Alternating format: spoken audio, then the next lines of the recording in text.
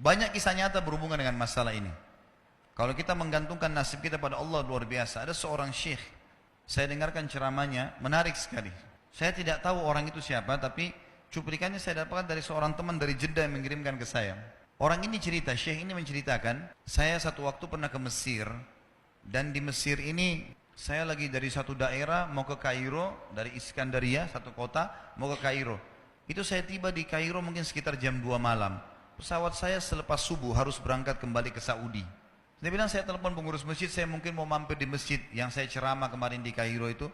Saya mau tinggal di sana mungkin 2 jam, 3 jam istirahat. Nanti habis itu baru kemudian saya berangkat ke Saudi habis subuh. Dia bilang, saya masuk ke masjid, tiba jam 2 malam, turun dari mobil, saya lihat masjid lampunya nyala semua nih. Kemudian setelah saya masuk masjid, saya temukan ada orang di mihrab, imam, lagi sujud nangis-nangis. Luar biasa, tangisannya itu kalau orang dengar membuat orang yang dengar pun mau menangis. Jadi saking luar biasa dia, merengeknya sama Allah dalam sujudnya. Kata syekh ini, saya pun sambil berdoa sama Allah, ya Allah kabulkan permintaannya orang ini. Walaupun saya belum tahu apa yang diminta gitu. Dia bilang selesai dia sholat, saya dekati dia, saya bilang, Masya Allah, doa apa ini? Luar biasa ini. Doa yang diikuti dengan tangisan di sepertiga malam menjelang subuh. Allah turun ke langit bumi, dikabulkan nih. Maka dia bilang, demi Allah syekh, dia tidak tahu kalau ini orang memang ulama gitu. Istri saya sekarang lagi dirawat di rumah sakit. Dan saya harus bayar 14.500 jenih atau ponnya Mesir. Saya harus bayar rumah sakit. Kalau enggak istri saya enggak bisa dioperasi. Ini sudah parah sekali. Kata syekhnya, jadi gara-gara itu kau sujud sama Allah. Dia bilang, iya, lanjutkan nangis sama Allah. Allah tidak akan menyanyiakan orang yang ikhlas minta padanya. Lanjutkan, nikmati sujudmu. Pasti Allah akan berikan jalan keluar. Dia bilang, iya baik. Orang itu dia bilang kembali lagi ke mihrab, nangis lagi. Sholat sujud sama Allah, ya Allah. Dan dalam doanya begitu.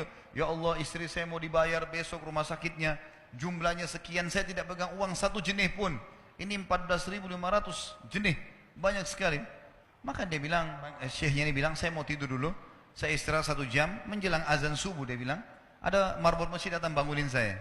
Sudah azan, saya sholat qabliyah, sholat sunatul fajr. Waktu iqamah, pengurus masjid tahu kalau dia ini ulama, dipanggil, syekh tolong jadi imam. Dia bilang, saya capek, baru istirahat 1 jam, 2 jam malam. Biarlah imam. Dia bilang, tak apa-apa, ayat-ayat pendek aja, baca surah-surah pendek aja. Kata syekh, baiklah. Dia bilang, saya baca surah-surah pendek. Rupanya, mikrofon masjid karena keluar di luar, ada satu pengusaha Mesir, apartemennya itu dekat masjid, dan dia suka ikuti ceramahnya syekh ini di YouTube.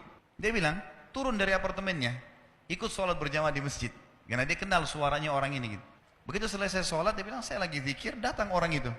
Dia bilang, syekh, ahlan usahlan di Mesir. Saya salah satu penggemar anda di YouTube, dan saya dengar suara tadi, saya tadinya mau sholat di masjid lain, saya ke masjid ini. Dia bilang, syekh, saya mau minta tolong satu hal. Kata syekhnya, kenapa? Dia bilang, saya sudah ngitung zakat uang perusahaan saya. Orang itu bilang, saya mau alokasikan zakat saya 14.500 jenih. Kata syekhnya, saya nangis. Dengar itu. Nangis, saya terisak-isak. Kata orang itu, kenapa anda nangis? Syekh bilang, saya nggak bisa jelasin. Dia bilang, saya nangis terus. Kemudian saya lihat ke kiri kanan di saf, mana orang yang tadi malam sholat tahajud tuh? Banyak ada di ujung. Dipanggil sama syekh. Fulan kesini, datang. Dia bilang, ceritakan masalah kamu apa? Dia bilang, syekh, saya punya masalah, istri saya dioperasi, harus bayar 14.500 jenih hari ini, kalau tidak nggak operasi. Kata syekhnya, tiba-tiba si pengusaha ini nangis-nangis. Orang ini juga heran, kenapa kalian berdua menangis? Dia masih bingung, kenapa gitu. Kata syekhnya, biarin orang ini yang jelaskan. Yang punya usaha bilang apa? Demi Allah syekh, saya sudah 1 minggu taruh uang ini di lemari saya, sudah 1 minggu. Setiap hari istri saya bilang, turunkan, lakukan haknya Allah, zakat itu keluarkan. Dia bilang, saya ingin dapat 1 orang yang saya kasih langsung, daripada saya bagi-bagi. Saya mau 1 orang saya kasih, selesaikan masalah dia, dan Allah selamatkan saya di akhirat. Orang ini jadi nangis. Orang yang punya minta butuh nangis. Kata pengusahanya, ini uangnya silakan, 14.500. Semoga Allah selesaikan urusan saya di akhirat gara-gara saya bantu kamu.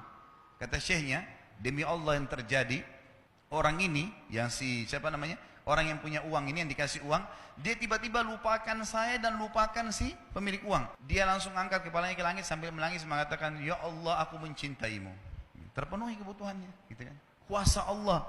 Teman-teman, cuman kita selalu buru-buru. Kalau seseorang kita di perusahaan mau dinaikkan gajinya saja, mau naikkan jabatannya, dia harus tulis permohonan, Tidak mungkin juga baru hari ini dimasukkan kemudian ketuk ruangan di rootnya. Mana permintaan saya kemarin? Atau hari ini, nggak mungkin. Seminggu dia sabar, 2 minggu dia sabar dengan berharap datang panggilan. Kenapa dengan Allah Subhanahu wa taala kita tidak begitu, teman-teman? Banyak orang buru-buru dan kebanyakan orang mau menggantungkan permintaannya kepada Allah hanya pada hal-hal yang kecil, hal yang besar tidak. Atau sebaliknya, hal yang besar, hal yang kecil tidak. Kenapa tidak pernah minta sama Allah dikasih motor, dikasih mobil, dikasih rumah? Kenapa hanya minta kalau penyakitnya dihilangkan baru kembali kepada Allah? Itu pun seringkali kita jadikan Allah nomor 30, teman-teman sekalian. Ke dokter ini, ke dokter itu, resep ini, resep. Nanti kalau sudah mentok gak bisa sembuh baru sholat tahajud. Salah. Islam mengajarkan kita apa? Sebelum makan berdoa, sebelum tidur berdoa, sebelum aktivitas berdoa, sebelum ke dokter doa dulu supaya Allah jadikan kesembuhan. Karena dokter resepnya cuma semoga lekas sembuh. Tidak ada pasti sembuh. Makanya teman-teman sekalian kembali kepada Allah adalah jalan yang paling luar biasa. Gitu. Coba merengek kepada Allah SWT. Allah pasti tidak akan pernah memungkiri janji-janjinya.